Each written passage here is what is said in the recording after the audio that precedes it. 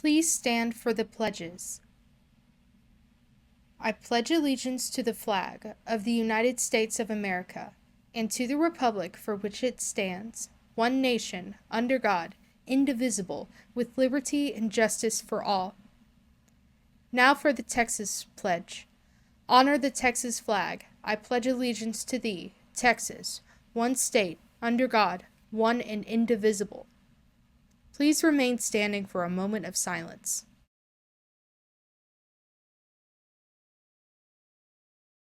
Thank you. You may be seated. Good morning, Early College High School. I'm Lance Sparrow. And I'm Alondra. And our announcements for today are the sources of strength of October is mental health. This is the strength about getting the support you need to help you when you're struggling. Don't be afraid to ask for help. It's okay not to be okay. Now through October 31st, there is 10% off the 2025 yearbook. All students participating in junior achievement this year will need to present in our training session scheduled Wednesday, October 16th at 4 p.m. in the Nest. UIL registrations is the beginning this week. They will continue till October 18. UIL events this year include number sense, math, social studies, spelling, and many more. QR codes are posted around campus. Student government is hosting the first movie night of the 24-25 school year on Thursday, October 17th from 4 to 6. Check your emails for the link to sign up. Check out this year's designs from ECH Booster Club. An email was sent to you to see this year's new merch.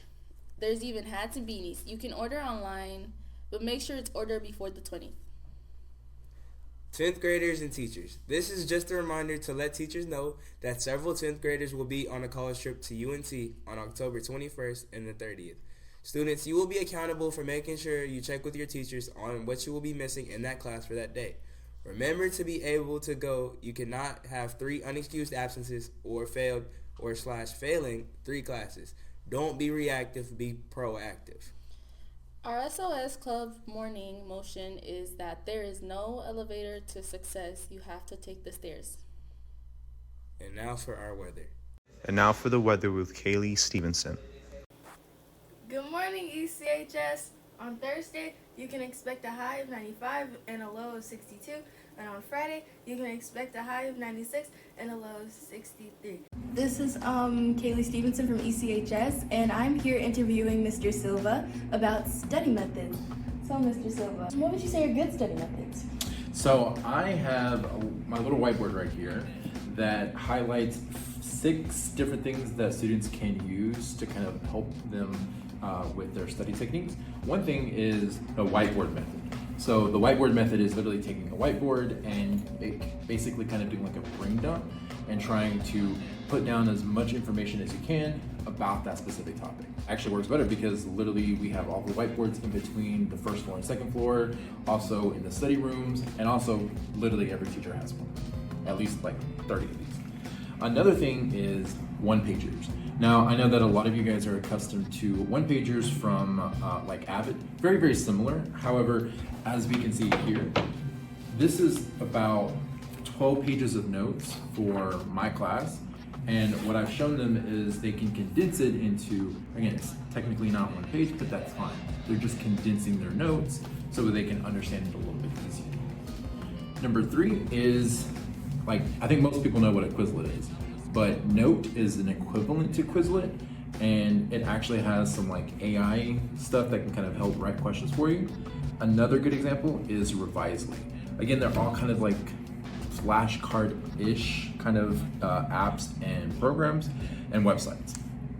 Number 4, form a real study group. Now, sometimes I know that we want to be with our friends and we want to talk with them, but if you've noticed, especially recently in the study rooms, there have been a lot of kids going in there and actually having like writing on the boards and like asking each other questions. Those are real study groups, not just chatting with your friends.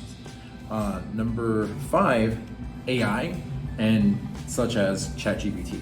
Now, I'm not saying use it to write your paper for you, but what you can do is, for example, Like in chemistry, I know that you guys are sophomores, are doing the electromagnetic spectrum. You could, as you're studying for your test, say, go ahead and describe the electromagnetic spectrum as a high school chemistry teacher would. And that can kind of help better to understand the material. Another good example is in my class right now, we're talking about the skeletal system, and you could type in describe bone formation as anatomy and physiology professor would describe it. And ChatGPT will literally give you everything step by step. So it's really, really useful. But the key thing is to make something. Making something, even though ChatGPT is making it for you, you're still using that to help you. Real study groups, you need to make something to actually help with the study group, not just show up empty-handed. And then with notes, Quizlet or Revisely, you're making something. One-pagers, you're making something. Whiteboard method, as a brain dump, you're still making something. Even though eventually you'll erase it, but you're still making something. I think that's the key to kind of study and keeping it in your knowledge. Thank you, Mr. Silva. That's all for this.